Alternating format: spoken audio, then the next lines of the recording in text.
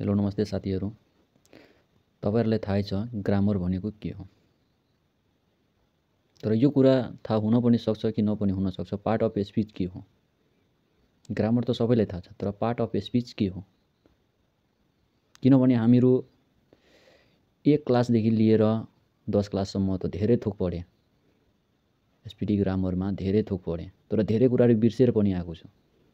जुन तपाईहरुको लागि आएको एक्जाम पास गर्नको लागि एकदम इम्पोर्टेन्ट च्याप्टर आएको छ कि पार्ट अफ स्पीच।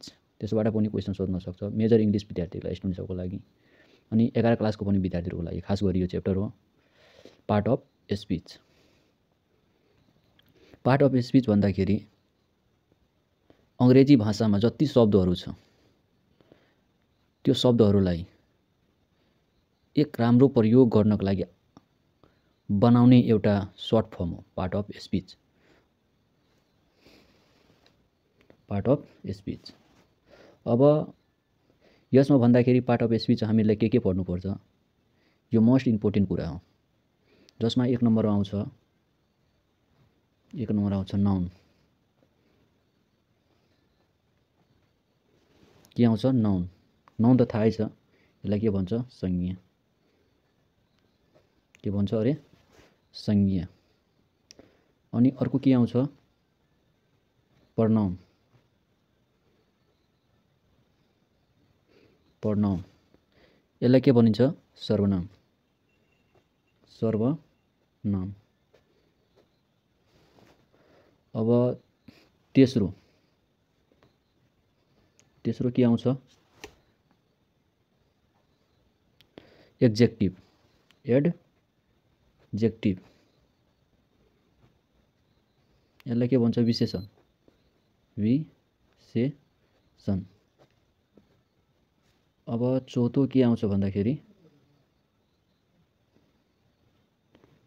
चौथो भर्ब, क्रिया। पाँचौं के आउँछ एडभर्ब। एडभर्ब क्रिया विशेषण।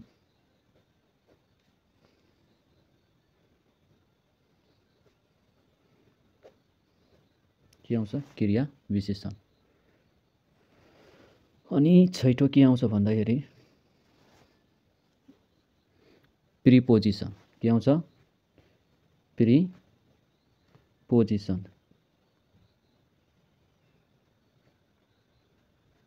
प्रिपोजिसन यसलाई के भन्छ सम्बन्ध बोधक। सम्बन्ध बोधक। सम्बन्ध बोधक। अनि सातौं के आउँछ कन्जेक्सन।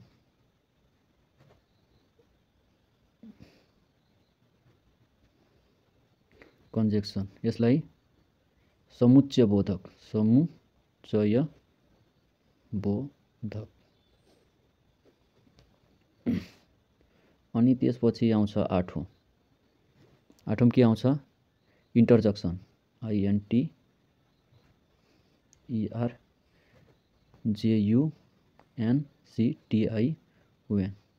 इन्टरजेक्सन्स यसलाई के भन्छ विस्मयादि बोधक। के भन्छ विस्मयादि विस्मयादि बोधक। जुन पार्ट अफ स्पीचमा हामीहरू कतिवटा आठवटा सेन्टेन्सहरू पढ्नेछौँ। Noun, pronoun, adjective, verb, adverb, preposition अनि त्यसपछि कन्जेक्सन, लास्टमा के हो इन्टरजेक्सन। यो कुराहरू थाहा पाउनु एकदम जरुरी छ। जब यसको नाम अनि यसको काम थाहा पाउनुहुन्न तबसम्म सेन्टेन्समा शुद्धतै ल्याउन सकिँदैन। अब क्वेसन मार्क्स कहाँ राख्ने, इन्भर्टेड कोमा कहाँ राख्ने, फुल स्टप कहाँ राख्ने, कुन सेन्टेन्सलाई कसरी मिलाउने, यो हरेक कुराले यसले के गर्छ केयर गर्छ पार्ट अफ स्पीचले। हरेक जसमा अब एकैचोटि सारा पढ्दाखेरि अट्न पनि सक्छ दिमागमा, नअट्न पनि सकिन्छ। त्यसपछि यसलाई विस्तार रूपमा पढौँ। त पहिला कसको नाम आयो नाउन। के हो एक नम्बरमा नाउन। नाउन। नाउन के हो? संज्ञा। तपाईलाई थाहै छ नाउन के हो? Noun is a naming word.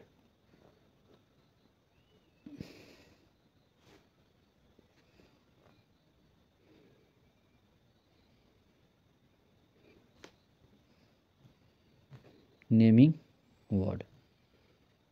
Noun is a naming word. Noun is a naming word.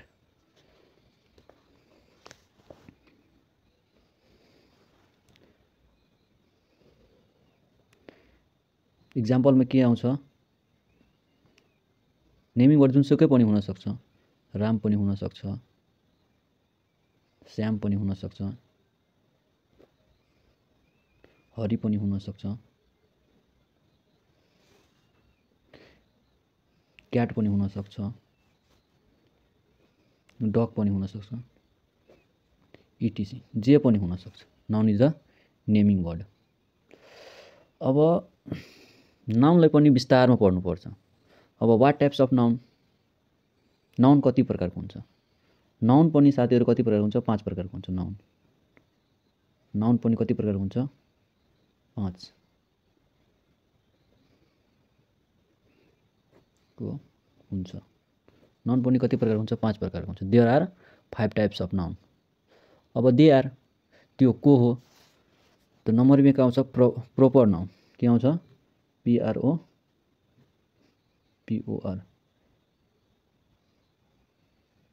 Proper noun. के आउँछ? Proper noun. यसलाई के भन्छ? व्यक्तिवाचक नाउन। व्यक्तिवाचक नाउन।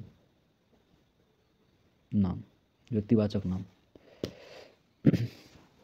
यो त तपाईहरुलाई थाहा भइ नै हाल्यो पार्ट अफ स्पीच के हो अनि यसमा के पढ्न पाइन्छ, के आउँछ? Noun, pronoun, adjective, adverb, preposition, conjunction, interjection. अनि अब हामी के बारेमा थाहा पाउन गइरहेको छौं? नाउनको बारेमा।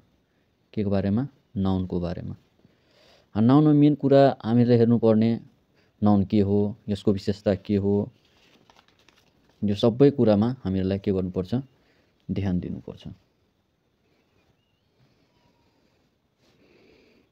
यो एकदम इम्पोर्टेन्ट कुरा हो, जुन हामीलाई ध्यान दिनुपर्ने कुरा हो। एकदम इम्पोर्टेन्ट छ। के पढ्यो? प्रोपर नाउन, व्यक्तिवाचक नाउन। अर्को के आउँछ? Common noun. के आउँछ? Common noun. Common noun. यसलाई के भन्छ? जातिवाचक नाउन। जातिवाचक नाउन। अब अर्को के आउँछ? Collective noun. Collective noun. यसलाई भन्छ समूहवाचक नाउन। समूहवाचक नाउन। अब चौथोमा आउँछ मेटेरियल्स नाउन। के आउँछ? Materials noun.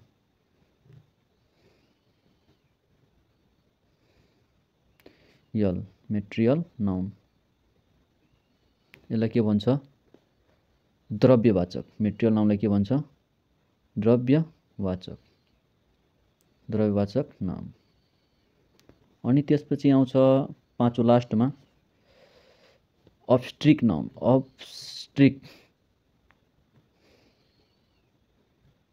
Abstract noun. यसलाई भन्छ भाववाचक नाउन। भाव, फिलिङ जुन हो, भाववाचक नाउन भन्छ। भाववाचक नाउन। त नाउनमा पनि कतिवटा 5 वटा नाउन छ? Proper noun, common noun, collective noun, materials noun, abstract noun. अब यसको पनि नाउनमा डिफरेन्ट गरेको छ। अब प्रोपर नाउन एउटा सिङ्गो भइहाल्यो। फेरि यसमा फेरि पढ्नुपर्छ कन्टेबल नाउन, अनकन्टेबल नाउन, जसमा हामी फेरि बताउने छु अर्को नेक्स्ट भिडियोमा तपाईहरुलाई कि कमन नाउन, कलेक्टिभ नाउनमा के सम्बन्ध छ, मेटेरियल्स अब्स्ट्रिक्ट नाउनमा के सम्बन्ध छ, प्रोपर नाउनमा के सम्बन्ध छ, यो फेरि बताउने छु। यस्तै स्टेप बाइ स्टेप भिडियो हेर्दै गर्नु। तपाईहरुले पुरै फुल 11 क्लासको अनि तपाईहरुको लोकसेवा आयोगको पनि तयारी मजाले भइहाल्छ। ल हस्, धन्यवाद।